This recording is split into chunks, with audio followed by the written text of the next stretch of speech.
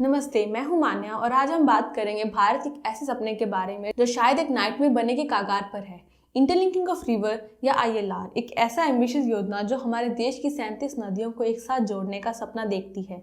यह सपना न सिर्फ फ्लड और ड्रॉट का सॉल्यूशन दिखाता है बल्कि वाटर स्केर्सिटी या पावर जनरेशन के लिए फ्यूचरिस्टिक प्लान बनकर उभरता है। लेकिन सपने देखना आसान है, उनको सच होना उतना ही मुश्किल। क्या हमने इस सपने के पीछे के सेक्रीफाइस और चैलेंजेस को समझने की कोशिश की है?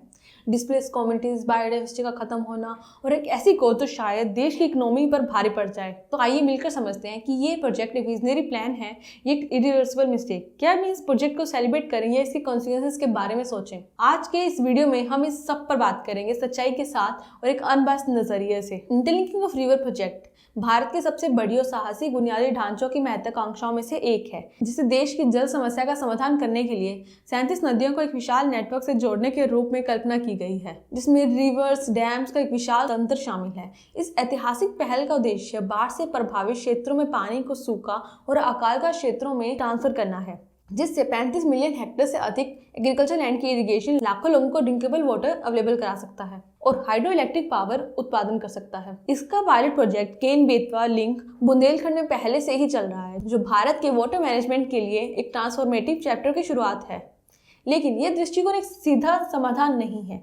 इस वादे के पीछे कई महत्वपूर्ण चैलेंजेस हैं, जिसे हमारे इन्वायरमेंटलिस्ट हमें पहले ही आगाह कर रहे हैं। इन्वायरमेंटल चैलेंजेस हैं। इन्वायरमेंटलिस्ट इस परियोजना के कारण होने वाले विशाल इकोलॉजिकल क्राइसिस की चेतावनी दे रहे हैं, जैसे बड़े पैमाने पर वनों की कटाई, बायोडाइवर्सिटी का नुकसान और नेचुरल रिवर सिस्टम में डिस्टर्बेंस। पन्ना टाइगर रिजर्व, जो एक महत्वपूर्ण वाइल्ड लाइफ हैबिटेट है, कई ऐसे इकोसिस्टम में से एक है जो खतरे में है। वहीं सोशल एक्टिविस्ट कमजोर समुदायों के विस्थापन और उपजाऊ कृषि भूमि की हानि पर सवाल उठा रहे हैं, जो प्रोजेक्ट की ह्यूमन कॉस्ट पर विचार करने की आवश्यकता को दर्शाता है। इकोनॉमिस्ट और पॉलिसी एक्सपर्ट भी इसके एस्ट्रोनॉमिकल खर्च पर बहस कर रहे हैं, जो अब 11 लाख करोड़ से अधिक होने का अनुमान है। ये सवाल उठाते हुए कि क्या बेनिफिट इस विशाल इन्वेस्टमेंट को जस्टिफाई कर सकता है। ये प्रोजेक्ट ने तीव्र बहस को जन्म दिया है। समर्थक इस वाटर स्कैर्सिटी को हल करने, एग्रीकल्चर प्रोडक्टिविटी को बढ़ावे की कुंजी मानते हैं, एक ऐसे राष्ट्र में जहां पानी ही वेल्थ है। जबकि क्रिटिक्स कहते हैं कि ये नेचुरल साइकिल में डिस्टर्बेंस डाल सकता है, क्लाइमेट इशू को बढ़ा सकता है, फाइनेंशियली अनसस्टेनेबल साबित हो सकता है। जैसे भारत इसे अभूतपूर्व पहल को लागू करने की कगार पर खड़ा है, वह एक गहरा डिलेमा का सामना कर रहा है। क्या डेवलपमेंट और कंजर्वेटिव एक साथ चल सकते हैं? यह नदियों को जोड़ने का सपना इरिवर्सिबल कॉन्सिक्वेंसेस के साथ एक गैम्बल नहीं है। इंटरलिंकिंग रिवर प्रोजेक्ट केवल पानी के बारे में नहीं है, ये एक राष्ट्र के भविष्य के बारे में है, जो एम्बिशन और सस्टेनेबिलिटी के बीच संतुलन बनाने की कोशिश कर रहा है। भारत में नदियों को आपस में जोड़ने का विचार नया नहीं है। ये विचार कम से कम 150 साल पुराना है। ब्रिटिश राज में सर आर्थर कॉटन, एक ब्रिटिश जनरल और इरिगेशन इंजीनियर, ने पहली बार गंगा और कावेरी को जोड़ने का प्रस्ताव दिया था, जो नेविगेशनल पर्पस के लिए था। डॉक्टर KL राव का प्रपोजल, जिसमें 2640 किलोमीटर लंबी गंगा कावेरी लिंक मुख्य घटक थी, बड़े पैमाने पर पंपिंग की आवश्यकता को शामिल करता था, जिसमें 550 मीटर की ऊंचाई से पानी को उठाना था। पानी को उठाने के लिए पावर की आवश्यकता भारी थी, जिसे 5000 से 7000 मेगावाट के बीच में आंका गया था, और इसका उद्देश्य केवल 4 मिलियन हेक्टेयर अतिरिक्त भूमि की इरिगेशन करना था। इस योजना में फ्लड कंट्रोल का कोई बेनिफिट नहीं था। डॉक्टर राव ने इस प्रपोजल की कॉस्ट 12,500 करोड़ के आसपास अनुमानित की थी, जो 2002 की कीमत के हिसाब से 1,50,000 करोड़ के करीब होती है। सेंट्रल वाटर कमीशन, जिसने इस प्रपोजल की जांच की, ने इसे गंभीर रूप से कम आंका और इकोनॉमिकली प्रोहिबिटिव पाया। कैप्टन दस्तूर का प्रपोजल 2 कैनाल्स के निर्माण का अनुमान करता था। पहले 4200 किलोमीटर लंबी हिमालयन कैनाल, जो पश्चिम से रवि से लेकर पूर्व में ब्रह्मपुत्र तक जाती, और दूसरी 9300 किलोमीटर लंबी गायलैंड कैनाल, जो केंद्रीय और दक्षिणी क्षेत्रों को कवर करती थी। दोनों कैनाल्स को कई लेक्स के साथ जोड़कर दिल्ली और पटना में 2 पॉइंट पर पाइपलाइन से जोड़ा जाता। कैप्टन दस्तूर ने इस प्रोजेक्ट की कॉस्ट 24,095 करोड़ की अनुमानित की थी। 1997 में एक्सपर्ट द्वारा किए गए एस्टिमेट के अनुसार इसकी कॉस्ट 12 मिलियन करोड़ तक पहुंच सकती थी। 2002 की कीमतों पर इसका वास्तविक खर्च 70 मिलियन करोड़ के आसपास होता। प्रोजेक्ट का स्केल और scope 30 river linkage, 15,000 kilometre canal का नेटवर्क और 3,000 से अधिक स्टोरेज स्ट्रक्चर, जो हर साल 174 ट्रिलियन लीटर्स पानी ट्रांसफर करेगा, और इसकी टोटल कॉस्ट 5.6 ट्रिलियन है। यह रिवर लिंकिंग प्रोजेक्ट को मानवता के इतिहास में किए गए सबसे डेयरी इंजीनियरिंग वर्क में से एक बना देती है। ये एक ऐसे देश के एक्वेटिक इकोसिस्टम की पुनः कल्पना है जो आकार विविधता में इतना विशाल है। इंडियन रिवर इंटरलिंक का उद्देश्य नदियों के लिए नेटवर्क द्वारा रिजर्वर और कैनाल्स के माध्यम से भारत के कुछ हिस्सों में बार बार होने वाली फ्लड्स को कम करना और अन्य हिस्सों में वाटर शॉर्टेज को दूर करना है। इस प्रोजेक्ट को 3 हिस्सों में बांटा गया है, northern Himalayan river interlinking component, दूसरा साउथर्न पेनिनसुलर कंपोनेंट और 2005 में शुरू हुआ इंटरस्टेट रिवर लिंकिंग कंपोनेंट। इस प्रोजेक्ट का मैनेजमेंट भारत की नेशनल वाटर डेवलपमेंट एजेंसी द्वारा किया जा रहा है, जो वाटर रिसोर्स मिनिस्ट्री के अधीन है। रिवर लिंकिंग के विचार को 1982 में नेशनल वाटर डेवलपमेंट एजेंसी की स्थापना के साथ एक बड़ा बल मिला, जो उस समय की प्राइम मिनिस्टर इंदिरा गांधी द्वारा स्थापित की गई थी। पहली नेशनल डेमोक्रेटिक अलायंस गवर्नमेंट ने रिवर लिंकिंग प्रोजेक्ट को लागू करने के लिए इच्छा शक्ति दिखाई और 2003 में एक पब्लिक इंटरेस्ट लिटिगेशन के बाद सुप्रीम कोर्ट ने इसे 2016 तक लागू करने का आदेश दिया था, जबकि 2002 में सुप्रीम कोर्ट ने प्रोजेक्ट को तेजी से लागू करने के लिए भी कहा था। यह प्रोजेक्ट बड़े पैमाने पर इरिगेशन जल वितरण के लाभ का वादा करती है, लेकिन इसके दूरगामी परिणाम विशेष रूप से biodiversity, monsoon cycle, socio economical stability और इकोलॉजिकल बैलेंस पर इसके प्रतिकूल प्रभावों को नजरअंदाज नहीं किया जा सकता। यह विश्लेषण नदियों के आपस में जोड़ने के संभावित चैलेंजेस, नेगेटिव इम्पैक्ट्स पर गहराई से विचार करता है, जिसे विभिन्न रिपोर्ट्स, डाटा और एक्सपर्ट ओपिनियन का उपयोग किया गया है। नदियों को आपस में जोड़ना नेचुरल रिवर फ्लो में महत्वपूर्ण परिवर्तन लाता है, जैसे कि डैम, रिवर्स का निर्माण। ये बड़े पैमाने पर नेचुरल रिवर बेसिन्स के पारिस्थितिकीय संतुलन को बिगाड़ता है। उदाहरण के लिए केन बेतवा लिंक, जो नेशनल रिवर लिंकिंग प्रोजेक्ट का हिस्सा है, केन नदी की बायोडाइवर्सिटी के लिए सीधा खतरा पैदा करता है। केन कई विशेष मछली प्रजातियों का घर है, जिनमें चिकित्सीय गुण होते हैं और इसका पानी बेतवा बेसिन में डालने से इकोलॉजिकल इम्बैलेंस हो सकता है, जिससे दोनों नदियों की नेटिव स्पीसीज में विलुप्त होने का खतरा हो सकता है। हिमांशु ठाकर, जो south Asian network on dams and river people के कोऑर्डिनेटर हैं, चेतावनी देते हैं कि इंटरलिंकिंग प्रोजेक्ट रिवर्स के थर्मल और सैलिनिटी ग्रेडियंट्स को प्रभावित करते हैं, जो मॉनसून पैटर्न्स को चलाने के लिए क्रिटिकल ड्राइवर्स हैं।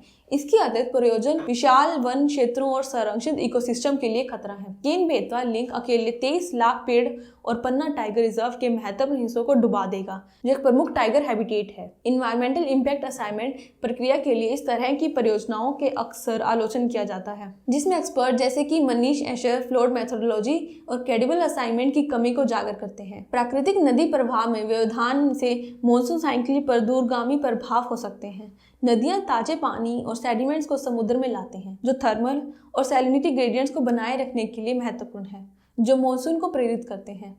इंटरलिंकिंग रिवर प्रोजेक्ट, जो नदी डिस्चार्ज पैटर्न को बदल देती हैं, इन ग्रेडियंट्स को नकारात्मक रूप से प्रभावित कर सकती हैं। रिपोर्ट्स का कहना है कि बे ऑफ बंगाल में कम ताजे पानी का प्रवाह लो प्रेशर सिस्टम के निर्माण को प्रभावित कर सकता है, जिससे भारतीय उपमहाद्वीप में मॉनसून की तीव्रता और विश्वसनीयता कमजोर हो सकती है। क्लाइमेट चेंज इन चुनौतियों को और बढ़ा देता है। ग्लेशियर को पीछे हटना और नदी डिस्चार्ज पैटर्न का पहले से बदलना, बड़े पैमाने पर पानी संग्रहण और ट्रांसफर प्रणालियों का निर्माण मौजूदा कमजोरियों को और बढ़ा सकता है। वर्ल्ड बैंक के अनुसार भारत उन देशों में से एक है जो क्लाइमेट रिलेटेड डिजास्टर्स के प्रति अधिक सेंसिटिव है और नदियों को जोड़ने की परियोजना इन जोखिमों को बढ़ा सकती है, हाइड्रोलॉजिकल साइकिल्स में बदलाव करके और एक्सट्रीम वेदर इवेंट्स की आवृत्ति बढ़ा सकती है। अगर हम इसके सोशियो इकोनॉमिक चैलेंजेस की बात करें तो ये सबसे प्रमुख मुद्दों में से एक है। लाखों लोगों को शिफ्ट होना पड़ेगा। South Asian network dam and river people का अनुमान है कि लगभग 1.5 मिलियन लोग जलाशयों और नहरों के लिए भूमि डूबने के कारण अपने घरों को खो देंगे। ये विस्थापन विशेष रूप से उन समुदायों को प्रभावित करेगा जो पहले से ही कमजोर हैं, जिनमें आदिवासी जनसंख्या शामिल है, जिनकी लिविंग उस लैंड और वाटर रिसोर्सेज से जुड़ी है जो परियोजना द्वारा प्रभावित हो रही है। यह परियोजना विशाल कृषि भूमि का अधिग्रहण भी करती है, जिससे वह खेती के लिए अनुपयुक्त हो जाती हैं। रिवर रिजर्वर के निर्माण से कीचड़युक्त परिस्थितियां उत्पन्न होती हैं, जिससे आसपास की एग्रीकल्चर लैंड की फर्टिलिटी कम हो जाती है। उदाहरण के लिए 1960 के दशक में ब्यास और सुतलेज लिंक से एग्रीकल्चर लैंड में लंबे समय तक जलभराव और जलवर्धन की समस्या पैदा की, जिससे क्षेत्र में अनाज उत्पादन प्रभावित हुआ। प्रस्तावित प्रोजेक्ट इस तरह के परिणामों को बड़े पैमाने पर दोहरा सकती है, जिससे भारत की खाद्य सुरक्षा जोखिम पर पड़ सकती है। इस प्रोजेक्ट की लागत वर्षों के साथ आसमान छू चुकी है। 2002 से 2003 में इसका अनुमान 5.6 लाख करोड़ था, जबकि अब इसकी संशोधित लागत 11 लाख करोड़ से अधिक हो गई है। इसमें भूमि अधिग्रहण, मुआवजा, निर्माण की लागत शामिल है, लेकिन संभावित लागत बढ़ोतरी को इसमें शामिल नहीं किया गया है, जो देरी और अनपेक्षित चुनौतियों के कारण हो चुकी है। क्रिटिक्स ये तक करते हैं कि इतना विशाल निवेश डिसेंट्रलाइज्ड वाटर मैनेजमेंट सॉल्यूशन जैसे कि rain water harvesting, water shade management और ग्राउंड वाटर रिचार्ज सिस्टम पर बेहतर तरीके से खर्च किया जा सकता था। इसके अलावा इसके अतिरिक्त परियोजना की वित्तीय संभावना पर सवाल उठाए जा रहे हैं, विशेष रूप से भारत की बढ़ती निर्भरता को देखते हुए जो जलवायु में रिजर्वर के लिए है। ग्राउंड वाटर जो देश की 60% से अधिक सिंचाई आवश्यकताओं को पूरा करता है, नहर सिंचाई की तुलना में अधिक उत्पादक और लागत प्रभावी है। एक्सपर्ट जैसे कि रामास्वामी अय्यर ने यह कहा कि ये प्रोजेक्ट ग्राउंड वाटर मैनेजमेंट के संसाधनों को हटाकर भारत के प्राथमिक इरिगेशन सोर्स की स्थिरता को कमजोर कर रहा है। अगर हम इसके पीछे के फ्लोड, साइंटिफिक बेसिक और डाटा मैनिपुलेशन की बात करें, इस प्रोजेक्ट का जो बेसिक सिद्धांत रिवर बेसिन्स को वाटर सरप्लस या वाटर डेफिसिट के रूप में वर्गीकृत करना था, उसको पुराने डाटा के हिसाब से किया गया है। कई बेसिन्स जिन्हें नेशनल वाटर डेवलपमेंट एजेंसी द्वारा सरप्लस घोषित किया गया था, अब बढ़ी हुई मांग और बदलते जलवायु परिस्थितियों के कारण जल तनाव का सामना कर रहे हैं। उदाहरण के लिए केन नदी, जिसे सरप्लस माना गया था, अब गर्मियों के दौरान अक्सर सूख जाती है, जो परियोजना के अनुमानों के खिलाफ है।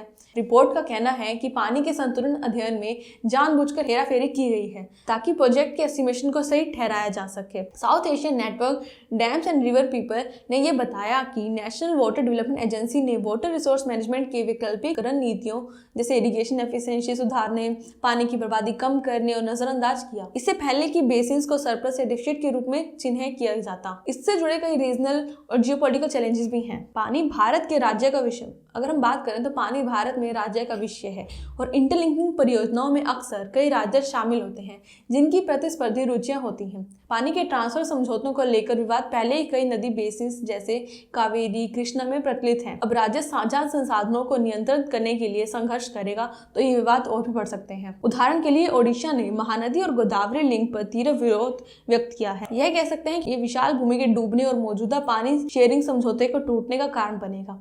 इसी तरह के विवाद तमिलनाडु और कर्नाटक के बीच कावेरी और वैगई गुंदार लिंक पर भी उत्पन्न हो चुके हैं। ऐसे इंटरस्टेट इशू प्रोजेक्ट में और भी देरी कर सकते हैं और राजनीतिक अस्थिरता पैदा कर सकते हैं। इंटरनेशनल लेवल पर भारत कई नदियां अपने पड़ोसी देश जैसे चीन, नेपाल, पाकिस्तान, बांग्लादेश के साथ साझा करता है। यदि रिवर फ्लो को इंटरनेशनल सीमा से परे परिवर्तित किया जाता है तो यह कूटनीतिक संघर्षों को जन्म दे सकता है। बांग्लादेश जो गैंग्स, ब्रह्मपुत्रा, मेघना बेसिन पर अपनी जल आवश्यकताओं के लिए भारी रूप से निर्भर है, वे इसके लिए विरोध व्यक्त कर सकता है। भारत सतलुज लिंक ने इकोलॉजिकल डिग्रेडेशन और सोशियो इकोनॉमिक कठिनाइयों को जन्म दिया। इसी तरह यूनाइटेड स्टेट और टेनिस वैली अथॉरिटी, जिसे अक्सर ILR के मॉडल के रूप में प्रस्तुत किया जाता है, इन्वायरमेंटल और सोशल कॉस्ट के लिए आलोचना का शिकार हुई। उन उदाहरणों के बावजूद नदियों को जोड़ने की परियोजना महत्वाकांक्षी जरूर है, लेकिन इन्वायरमेंटल, सोशल और इकोनॉमिक चैलेंजेस से भरी हुई है जो इसकी पोटेंशियल बेनिफिट से अधिक भारी पड़ती है। प्राकृतिक इकोलॉजिकल तंत्र का डिस्ट्रक्शन, कमजोर कम्युनिटीज का डिस्प्लेसमेंट, मॉनसून चक्र का डिस्ट्रप्शन और फाइनेंशियल विएबिलिटी पर सवाल इसके लॉन्ग टर्म सस्टेनेबिलिटी पर गंभीर संदेह पैदा करते हैं। सुनीता नरेन, जो centre for science and environment की डायरेक्टर जनरल, ने इस पर सही कहा कि नदियों को जोड़ने का विचार अपीलिंग है, लेकिन साफ ड्रिंकेबल वाटर और सस्टेनेबल जल मैनेजमेंट के अधिक जरूरी कार्यों से ध्यान भटकाने वाला है। परमाणु को देखते हुए वाटर मैनेजमेंट के लिए एक अधिक प्राग्मेटिक दृष्टिकोण अपनाने की आवश्यकता है। एक ऐसा दृष्टिकोण जो इकोलॉजिकल सस्टेनेबल, कम्युनिटी वेलफेयर और क्लाइमेट रिसाइलेंस को प्राथमिकता दे, जैसे कि वर्तमान में ILR कार्यक्रम की कल्पना की गई है। ये कॉस्टली और इरिवर्सिबल मिस्टेक बन सकता है जिसके परिणाम फ्यूचर जनरेशन को भुगतने पड़ सकते हैं। Thank you guys for watching a video. Please like, share and comment your opinion in the comment section and also subscribe our YouTube channel.